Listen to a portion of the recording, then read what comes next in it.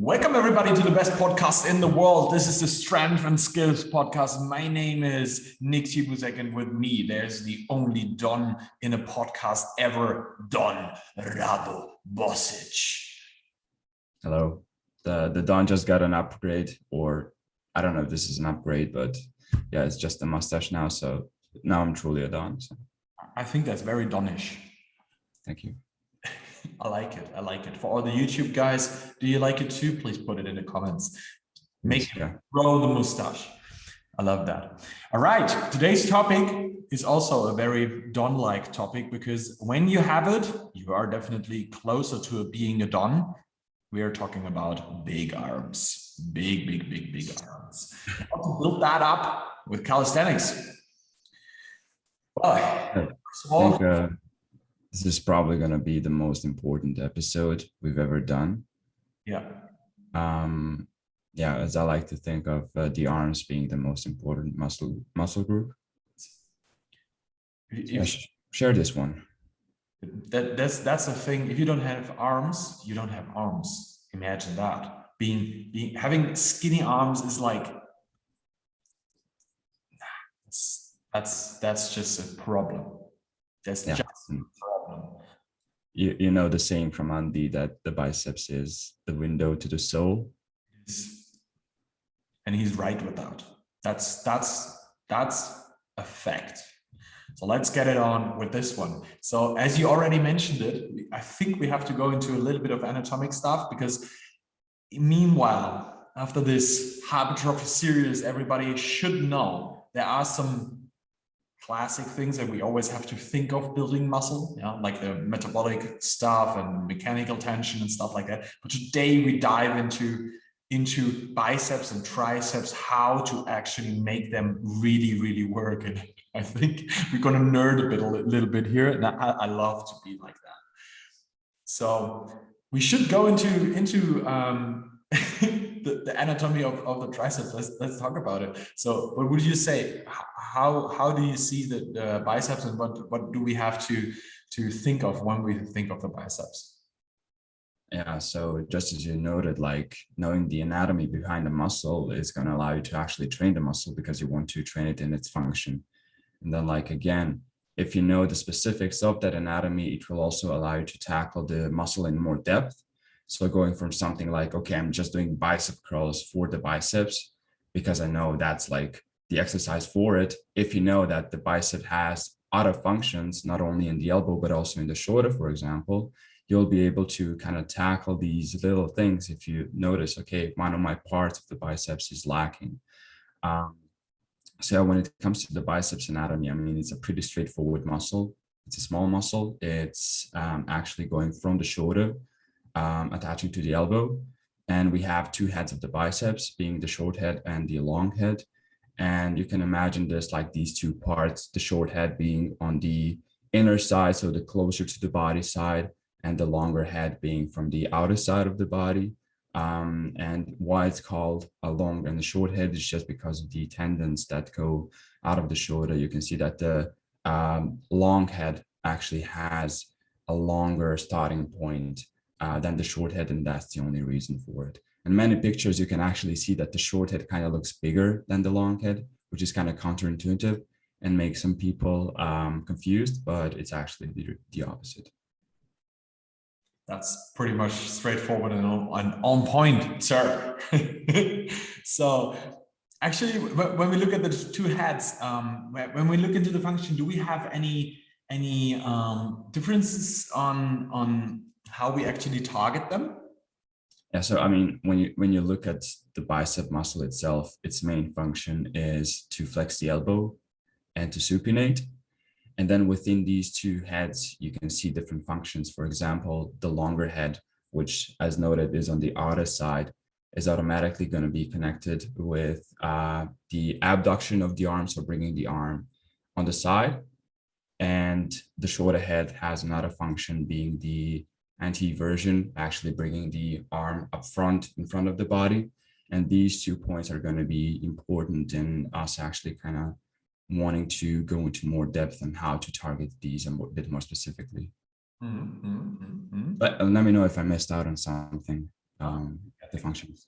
Yeah. So when we look into the variations, how to pretty much isolate the biceps, we have to look for that, because that's how we actually choose exercises for the biceps. And in most cases, especially in calisthenics, we probably will have exercises which are not so isolated, as usually we target the biceps with everything where we pull something towards us. So like pull-ups, like chin-ups, but also all the rowing stuff. At that point, I think everybody already knows that, but now we have to dive a little bit more into depth in, I would say, kind of like biceps curl variations, and how to actually structure them so that we have the best growth for the biceps. What are exercises that fall into your mind when you think of these biceps curls, especially when it comes to calisthenics exercises?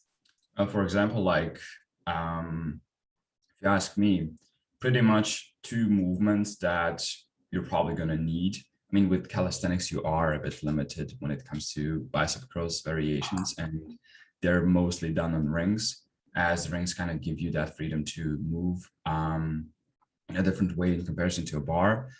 For me, just the normal bicep ring curl on the rings tends to be a nice option for the longer head of the biceps.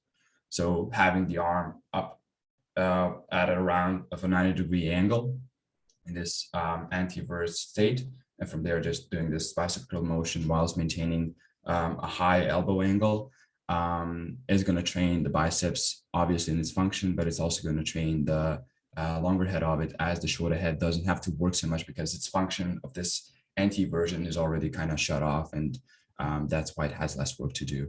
And the second movement that I like to do is the Pelican Curl, which is the almost like complete opposite of this movement, because you are in this retroverse state and you have to actually bring your arms into anti-version, so closer to the body, whilst curling it, whilst doing deflection, which is a lovely movement for the shorter head of the biceps. Obviously, this poses a big stretch at the start, and you can connect this to something like an incline curl on a bench, which is pretty much the same motion then. So these two movements would be my go-to when it comes to calisthenics. Absolutely. I would say exactly the same, as we will definitely have the problem when we are doing stuff in calisthenics. We will have the issue that it will come to the point where we only have the rings, and it's going to be pretty hard to do like neutral positioning of the wrist to curl like that. As I really have to say, when it comes to isolation movements, it really makes sense to use external objects like dumbbells and stuff like that. So at that point, we already mentioned, yes, you can target the biceps very well with all the chin-up work, with stuff like rowing and all that stuff. And of course, we have to admit that crazy stuff like an Hefesto can also work the biceps very hard in a mechanical way. But there's a big but on that. And the risk of really like ripping off the biceps in motions like that is pretty high. And I'm pretty aware that most people are probably not able to do it. Like, especially when you're not completely into it and training like insane for years, you're probably not going to be able to do a Hefesto in your life. Like, I'm not even interested in that movement, because to me it's a very risky movement, and for that I'm not in that hype. But that's my personal view on that. And there's a good way to do pretty much the same movement with the Pelican Curl, which is amazing for that.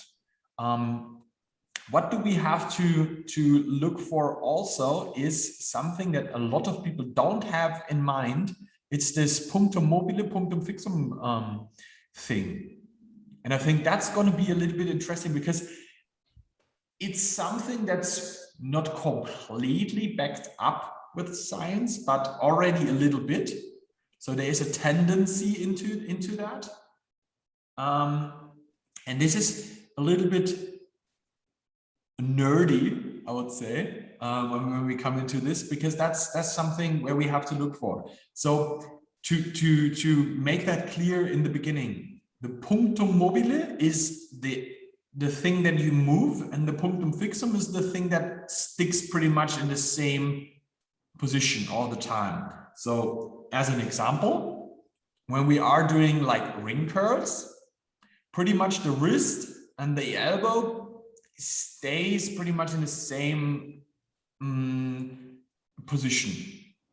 Like, okay, there will be differences in like, I don't know, like 5 centimeters of movement in the air, you know, when you do the ring curl. But when we look at the body moves definitely, because we curl the body to the wrist, closer to the wrist. And so on, the body will be the punctum mobile. And usually there is some saying that when you are having movements, then usually the muscle grows kind of a little bit more in the direction of the punctum mobile. So from that on, my muscle would probably grow a little bit more closer to my body, as the body would be the punctum mobile. And that's super interesting. And to nerd into that direction, because that would mean to curl body weight and to curl something external would both make sense to put into a training program when it comes to building a bigger arm. So it would absolutely make sense to do some ring rows, ring curls, and maybe on another day having some supinated classic dumbbell curls. So both added into a program would round it up pretty well. So why are doing bodybuilders not all the time ring curls? Sorry? Why are bodybuilders never do ring curls? Yeah, you know, like the thing with bodyweight exercises is you have so many things to watch out on, and that could actually take away from the main focus of the exercise being isolating the biceps. You know, like something like a bicep curl on the rings can be quite a strenuous movement for people who are just new into it, because you have to watch your alignment. You have to keep the body in a nice and straight line. The core has to be tight. You have to watch that you don't move the elbow too far up and down. And for example, also the Pelican Curl, so many things to watch on there through too, you know, and also the intensity might be a bit too much for someone who's just getting into it, and just performing the eccentric in and of itself is an intense movement enough to actually, you know, get some stillness in there. So I think that's one of the reasons why they don't do it, most probably, but also the body weight being a factor. You know, you just have to move a big percentage of your body weight to target such a small muscle. And then, you know, just a more economical way of doing that is having external load. Yeah, that's kind of my view of things, these two reasons. absolutely. Because when you look into something like a Pelican curl, the mechanical load is extremely high on this small little muscle. Yeah. You are actually curling pretty much of your body weight. When you look into classic curls, how much do you curl, Rado? Exactly. So yeah, that's the thing with free weights. You can scale it down. You know, you can track progress with it. With body weight stuff, it's really hard to say, okay, I have really progressed with this exercise. I mean, I can imagine with the bicep curl, you can kind of aim to get closer to the floor, more horizontal in the body alignment in order to have more intensity. But then again, you'll never be 100% sure. On the other hand, load is load and it doesn't change at all. You know, so yeah, that's like another big plus of it. You can scale it down and you can track progress. And I think this is something that a lot of people overlook. If you want to build big arms, you want to view these exercises just like any other exercise you have in your program. Too many people just go through the motions just to go through them, just to get a pump or something, and don't scale it down, don't track the progress and try and aim to progress in those exercises. You still want to apply the principles of progressive load. You still want to increase the load you curl, because in that way you'll be sure, okay, if I have increased the numbers on my curl, I'm probably also increasing the size of my muscle. Absolutely. Yeah, this was a big rant on tracking your progress with arm training. Do it, please do it. Don't do random stuff. Do it. We need that. We need bigger arms. Yeah. Your arms are too small. That's why you're listening. Oh, Nick. Triggered. Very direct. Very direct. And the reason is because the arms are always too small. Oh yeah. Ooh. You can never get enough for arms. Oh, holy mother. All right. So why are there so many different variations of curls, and what are the most important variations of curls? What would you say? Oh, that's a very, very open question. Yeah, I think, just the reason for having so many variations is, I guess the functions coupled together just give so many possibilities. People realize, okay, the biceps can do this and that. This is where I feel this head more, and vice versa. And I guess people have been just like trying to get the best exercise out there to, just target the biceps in the most effective way. But if you ask me, like something like a normal standing bicep curl with a barbell or a dumbbell, doesn't matter at all, is a pretty good starting point, because you will train the biceps first through its main function being the flexion at the elbow and then supinate it, And then, like, if you wish to target each head a bit more specifically, you can go and move the arm in either direction. So moving the arm up in front, it's going to be more long head focus. So doing something like a concentration curl, you're going to be focusing more on the outer head of the biceps. And going into the reverse direction, doing something like an incline curl, posing a nice stretch there, you're going to be having a nice effect on the short head. So something like that. So having a normal bicep curl standing, going into the front direction, having like spider curls or concentration curls, and then the incline curl is like you have the full package in there. And then also, you want to talk about the brachialis, but that's our topic later on. No? It is also a very important one, because the next thing would be how important is wrist positioning in the actual curling movement, as we definitely have variations of being completely supinated, being in a neutral position, being in a pronated position, and of course mixing it all together by maybe starting pronated and coming into a supinated on top. How do you think about that? What are your go-to exercises for stuff like that? Yeah, so I mean, it depends on what you work on and what you work with. I mean, if you work with a barbell, you're always going to be supinated. You're not going to have freedom to rotate, If you work with dumbbells, then you can play around with that, depending on what you want to achieve with the exercise. If you want to train the bicep only through the flexion, you're just going to be in that supinated state all the time. Just do that.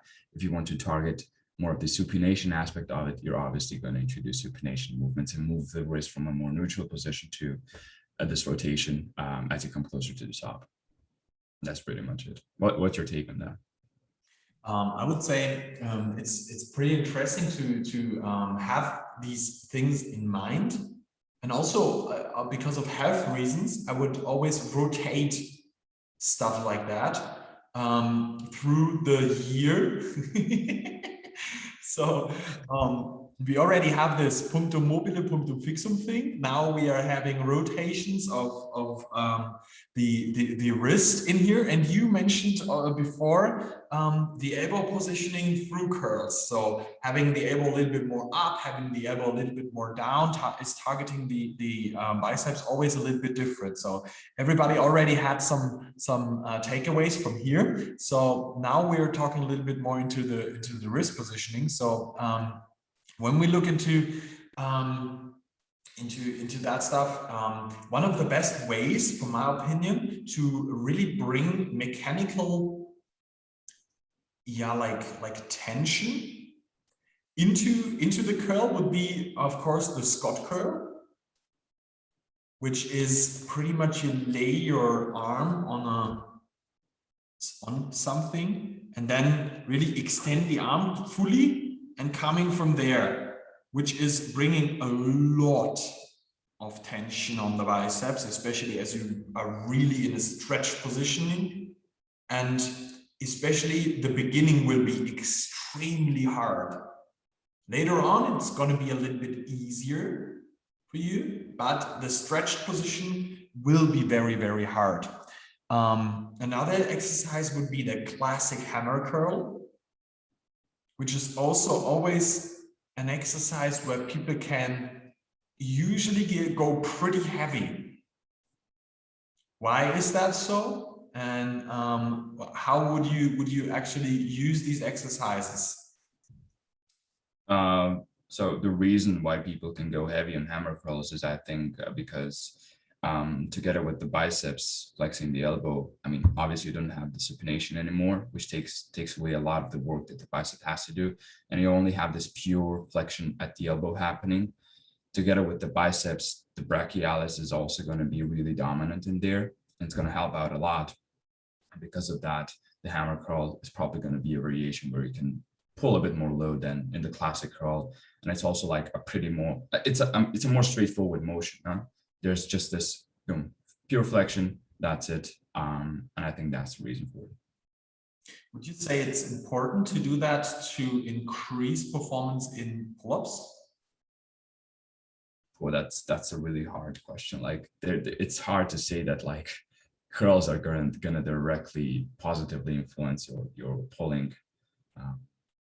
I think, I mean, potentially, yeah, through the increased muscle mass, you could have more potential for pulling. And also like just general conditioning of the elbow could be another nice reason, like as you mentioned, for the health reasons, quote unquote, introducing some curls, that might be one of the reasons for it. But like direct connection of it, I don't know, have you made experiences where people, like when they increase their curl numbers, have directly increased their pulling numbers? I wouldn't say there is just this one person where we did some curls and he increased pull-up numbers. It's not like that, because we're also always doing some pull-ups and stuff like that. But I would say there are biceps curl variations where we definitely can say, okay, they may have a little bit more transfer effect into pull-ups, and there are biceps curl variations which may have more transfer effect into your chin-ups, which is probably pretty interesting for people who are into pull-up and chin-up performance. And that's where I would go into a little bit more right now, as we already talked about some stuff here, and this is also a little bit, let it be a little side journey of this curl journey. Yeah, we're still trying to be a bit more specific to Cali, so I think it's good. Yeah, that's well. So when you look at how you are positioning your arm and how you are actually in a pull-up and how you are positioning your arm in a chin-up, it makes a little bit more sense to do some neutral grip curls, which is a little bit more into the hammer curl direction, for some pull-ups. As when you look into that, you are definitely not in a supinated position. So, but you're also a little bit on the side of your body with the arm. So we definitely have the lateral aspect in here. And of course, we have this a little bit more neutral positioning. So having some hammer curls in there would probably give you some more benefit for pull-ups, I would say. How do you see that? I mean, that does make sense. Could also like be that through doing more curl work, people develop a sensation, actually feeling the muscle and how to potentiate and activate it. And thus later on, when they do more complex exercises like the pull-up, they're able to use it more efficiently because this neural connection is better.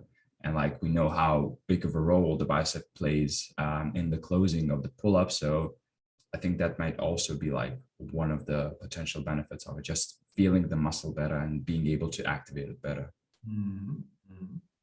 So especially for the closing movement, yeah, when it comes to the pull-up, it would make sense to also, when you look at it, it's like you're here in that position, the arms a little bit out of your line directly, a little bit next to you. And then you're pulling, and it's definitely not the same like you're pulling with a supinated grip. Seeing that from a biceps point of view. So from what I would say, a classic neutral position in there would be pretty much the one that definitely gives you more help for the pull up. Pretty much, I would say so. Yes. So the question here is: would you think a Scott curl is a good exercise to develop more strength for closing a pull-up or a chin-up? For that, I don't think so, because with the Scott curl, you have this pad beneath you, no? And the upper body is fixated as well as the upper arm, and it's only the lower arm that moves, no? And through that, it's exactly the point we were talking about, the underarm being the punctum mobile here, and the rest of the body being the punctum fixum. And you will probably, because of that, experience hypertrophy happening mostly at the point where the biceps attach at the elbow, which isn't quite a specific motion for the chin-ups. For the chin-ups, it's almost like the complete opposite, because you have the whole body moving and the arms actually in the underarm, in this case, being fixated. So maybe having something like a spider curl maybe might be more specific, because you have the freedom to kind of move a bit and it's not so fixated with the upper arm. But I think this is one of the curl variations you kind of introduced, the one with the standing one with the band, and doing it banded, because the resistance increases as you come closer to the top, which is exactly what you want to have. Doing that, like standing banded normal curls, is probably going to be a more specific variation for the chin up, because it has almost like a similar resistance profile, where it becomes harder towards the top and not easier, which is the case in the Scott curl. And I think this is the word that we had to look for. The resistant curve is extremely important when it comes to exercise selection, in terms of I have an exercise like the chin-up or a pull-up, and I want to have a profit from the assistance or accessory exercise for that one. So when we look into things like a ring curl, the resistance curve will be the hardest part, is actually when you are completely extended and start bending the arm, and the exercise will get easier because you are bringing your body up. But that's not the case when you are completely flat down and maybe have the feet up. But on that point, you would have to curl your whole body weight up, which is probably too much almost to curl properly. So now we have to think of exercises, how we can actually bring the resistance profile of the exercise into the same profile that we have with the chin-up, where we definitely have the hardest part closing, or the pull-up, same for that, closing the movement. So, and a very good exercise for that would be everything where you are leaned forward, when you just have an external object that you are moving. I don't mind what it is. It would make absolutely sense to lean forward, because then gravity pulls very, very hard when you are really closing, when you're in the most extension of the elbow at that point. So you're really, no, flexion, I'm sorry, that was the word I was. So when you are really in the flexion, that's actually the stuff like you said, the spider curl would be an amazing exercise for that. And we have to keep in mind, where should the elbow be at that point? Because a lot of people tend to bring the elbow forward when closing a curl, which makes the exercise most of the time a little bit easier. Because of course, you are bringing the elbow below the object that you are moving, whatever that is. If it's a barbell, a dumbbell, I don't care, but it makes it easier at that point, because the external object, and that's a big difference to when you are moving your body.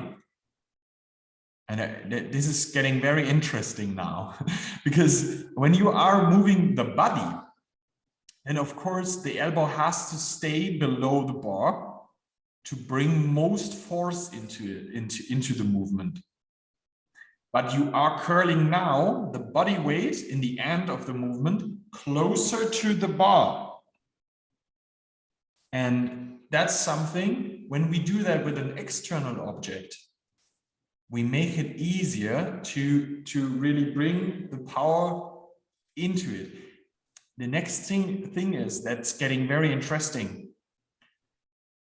When is the muscle the strongest, and when is it the weakest?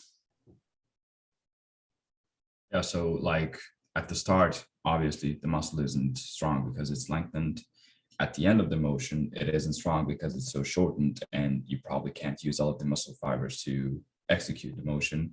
Somewhere midway is roundabout where you have the most potential to actually create force.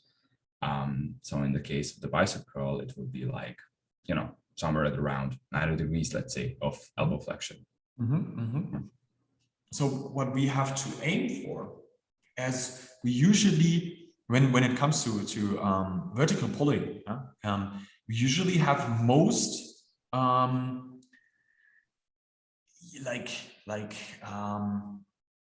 help from the lats and stuff like that when we are in the beginning of the movement,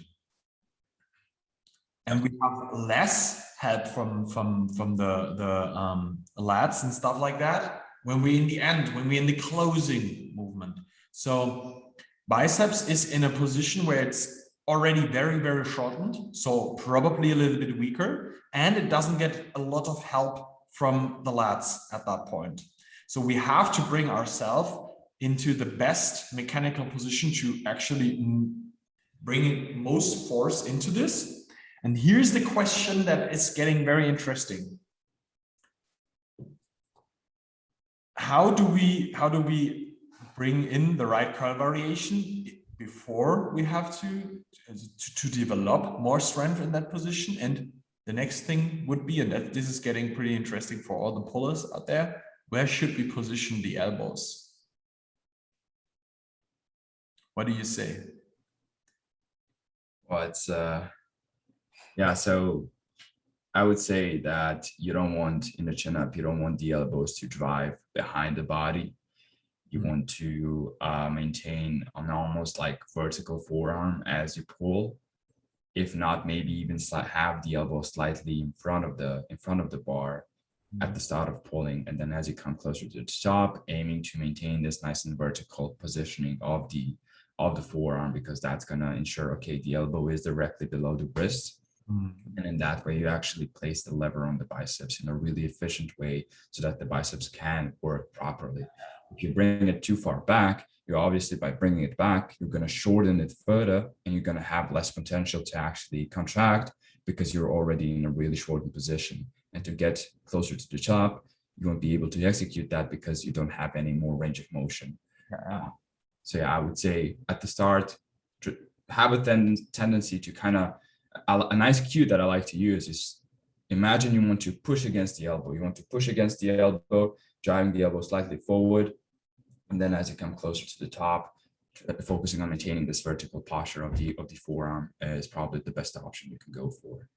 But then again, I mean, when you look at it, some of the best pullers in the world, like when you look at their elbow positioning at the top, as they close the motion, the elbow kind of tends to go back, you know, which is debatable whether or not that is an effective position to be in. It's not. When you look at it from a biomechanical way, it's stupid.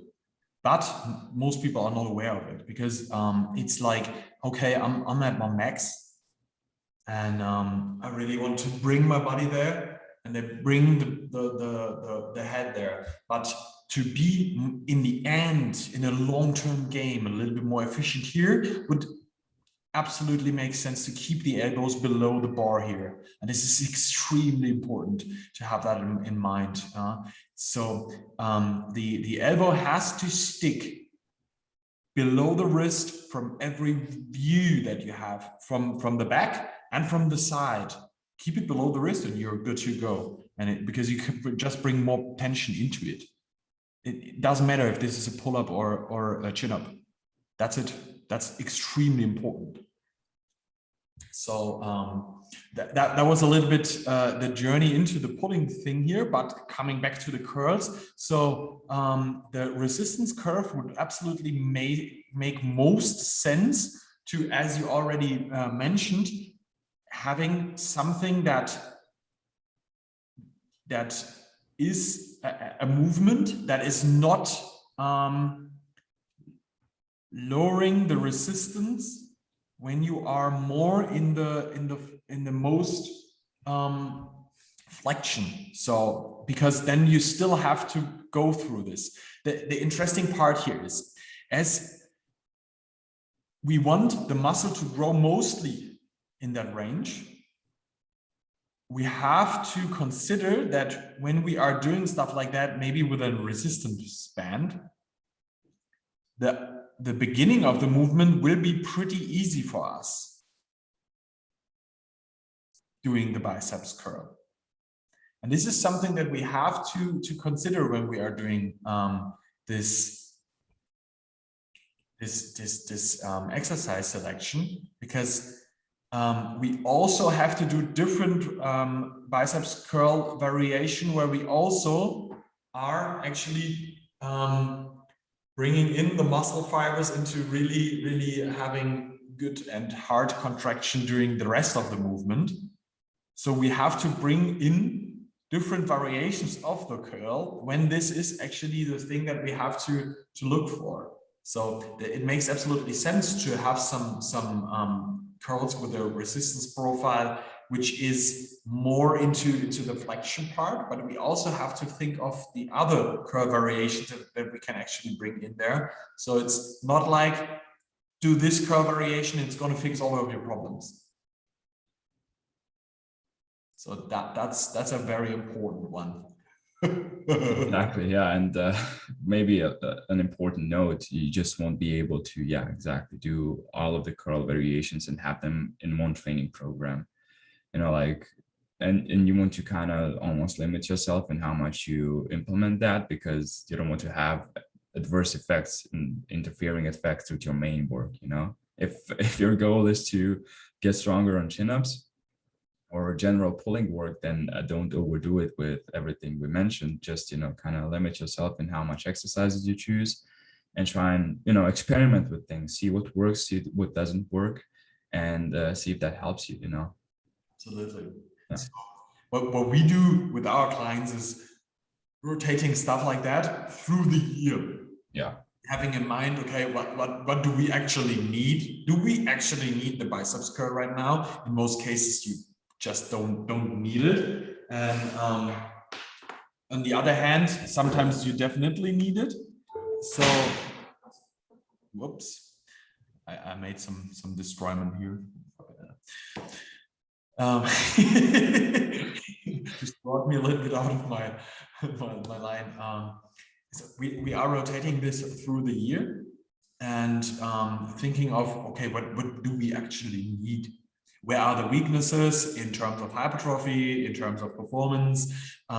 We have to think of all these things and choose the right one. That absolutely makes sense, because why should I put that kind of volume extra on something if we don't need it? Why should I do so? Yes, that's a very important one. To choose the right one for the right situation is extremely important in terms of time management, and of course also for actually the fatigue management.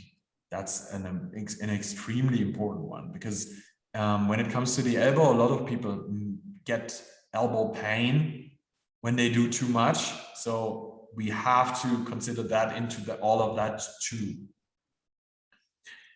Well then, did we talk enough about curls now?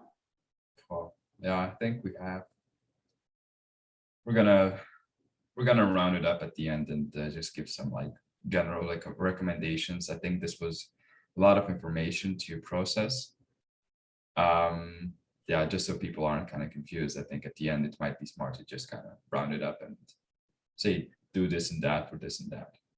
So I would actually say, as we are into it like 45 minutes now, okay, only talked about curls. We're going to call this one here the curl episode, and we're going to talk about triceps in the next episode. That's perfect. That's I have a question for you. What is your personal favorite curling variation? Like everything at the side, the function, the reasoning for it, the programming, just the variation you enjoy the most. Come on, you have to have a favorite. I would say I have like two. Two, okay. I really like hammer curls, just because it's so, I can use my hips and have fun, and, you know. It's like you can go from very strict in the beginning into a completely skiing mode. I love that, and I would recommend it that way, because it's just fun, pumping and having fun with it. Yeah, and that's extremely important to me. I like to have fun in training. And there's another one, because when in 2018, when I was preparing myself for the bodybuilding stage, I had so many incline curls in there. I remember that. I did so many of them. I think I had them like 3 times a week, because I fucking love them. And I love incline curls, being in the bench, a little bit lean back, and just I can squeeze that out. I killed myself there. And I love that. I absolutely love that. So I definitely have to say I love both of the exercises, and I'm completely down for that. So if you ever meet me in training and you say, Nick, whatever you're doing right now, in the end of the training, let's do some hammer curls and incline curls, I'm down. I'm down. Nice.